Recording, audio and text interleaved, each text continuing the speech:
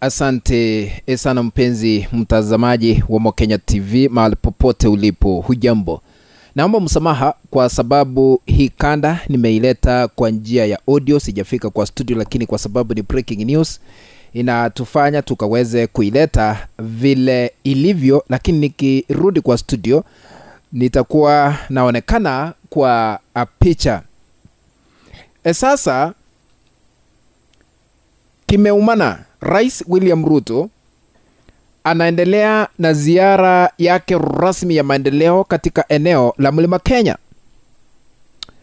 Kulingana na gazeti la Kenyans.co.ke linasema ya kwamba crowd walks out on Kimani Ichung'wah's Ruto watches.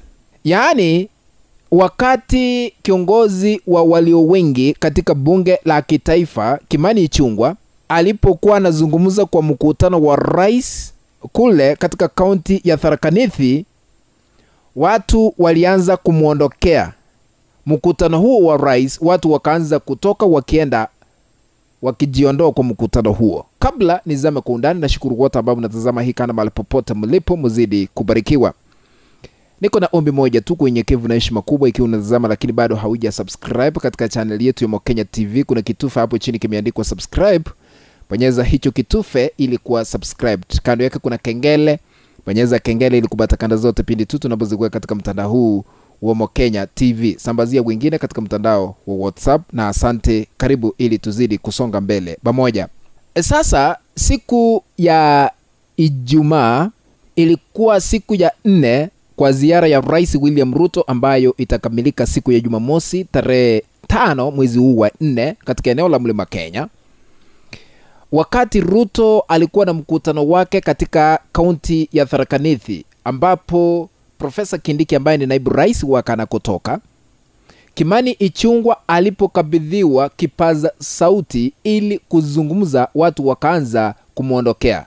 Wakati huo alikuwa anazungumza hivi: nyinyi mnaona tukiendelea pale 2027 tupee William Ruto tamu ya pili, akimaliza nani ataendelea kutoka hapo? Sababu huyu muungwana Kithure Kindiki ndiye naibu wa rais wa Kenya wa leo, sababu ya kuwa muungwana, mvumilivu, muungwana mwenye heshima na mtu wa kufanya kazi na watu wote na kuunganisha watu wote. Sasa I want to put this into perspective so that we can understand why the crowd decided to walk out on Kimani Ichung'wah as President William Ruto watches. Kwa nini? Ni kipi hiki ambacho kilisababisha watu kujiondoa kwa mazungumzo ya Kimani Ichung'wah, Ruto akitazama? Point number 1.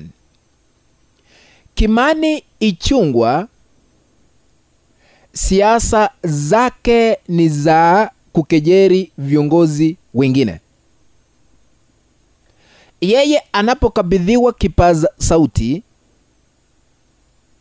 ni kupomoa wanasiasa wengine, ila tu sio kuzungumzia mambo ya maendeleo.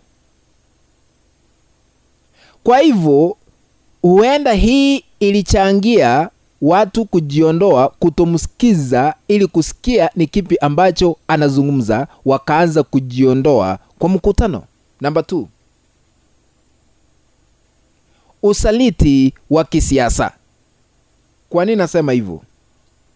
Wakati Rigathi Gachagua alipong'olewa mamlakani, Kimani Ichung'wah alikuwa mstari wa mbele kusema ya kwamba roho ambayo inakuwa dealt with wakati huo ilikuwa roho chafu ambayo alikuwa anarifaa Rigathi Gachagua.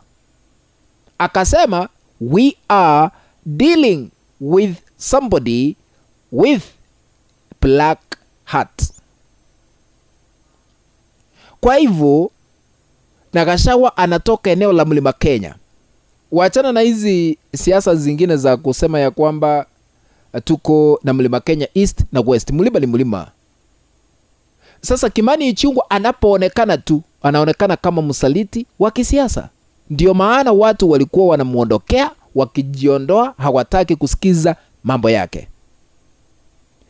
Hata rais mwenyewe anashangaa kwa sababu Siku ya Ijumaa sio mara ya kwanza Ruto kushuhudia kitendo hicho, kwa sababu siku ya Alhamisi wakati walipokuwa katika kaunti ile ya Nyandarua, to be specific on, wakiwa katika eneo lile la Ole Kalau, Kimani Ichung'wah aliweza kupigwa makelele, ikabidi azungumze lugha ya Kikuyu, lakini hawakumsikiza.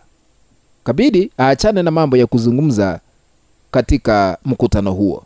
Sasa hilo liliweza kurudiwa katika kaunti ya Tharaka Nithi ambapo Profesa Kindiki anakotoka. Na hii ni ishara tosha kwamba Kimani Ichung'wah hana kura za kumkabidhi Ruto 2027, na hata rais mwenyewe ameweza kushuhudia kwamba amekataliwa katika eneo la Mlima Kenya. Kwa hivyo Gachagua ako na sehemu kubwa ya kisiasa katika eneo la Mlima Kenya, either Mlima Kenya hiyo East ama West hiyo ambayo watu wanazungumzia. Ndio maana niliona mbunge wa bunge wakilishi la Mugirango Kusini Silvanus Osoro akisema ya kwamba imefika wakati Gachagua anastahili kutafutana na Rais Ruto kabla amalize ziara rasmi katika eneo la Mlima Kenya, ili waingie kwa mazungumzo, wasalimiane, kwa sababu wanataka kujumuisha kila mmoja katika serikali ya Kenya kwanza.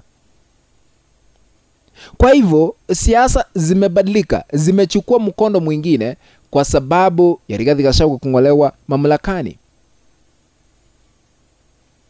Namba 3, kwa nini Kimani Ichung'wah alipigiwa makelele? Kulingana na vile tunafanya uchanganuzi wa kisiasa, 2024-2025 finance bill ile ambayo Ruto alikuja akaitubilia mbali, huenda nayo ilichangia kwa sababu Kimani Ichung'wah alikuwa anaiunga mkono. Na sasa hivi watu wamefinywa na gharama ya juu ya maisha, mambo ya uchumi na mambo mengine ambayo yanahusishwa katika Mkenya wa kawaida. Kwa sababu ukiwa kiongozi wa walio wengi, you always support everything. Na sasa hivi watu naona baadhi yao wanalia, wanasema SHA haifanyi kazi, badala ya kuzungumzia swala kama hilo, vile huduma zinaenda kutolewa katika mahospitali mbalimbali, yawe ya kibinafsi ama ya serikali.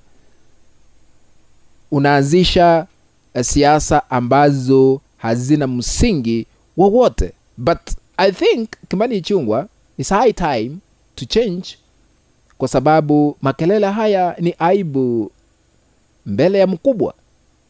What do you think? Kufikia hapo mpenzi mtazamaji, ndipo natia kikomo katika uchanganuzi wa masuala haya ya kisiasa. Tukutane katika kanda ambayo nitatengeneza baadaye. Naomba msamaha kwa sababu nimeleta hii kanda kwa njia ya audio, kwa sababu I'm not in studio, but nikifika kwa studio tena nitakuwa naonekana kwa picha. Sambazia wengine ili waweze kupata habari hii.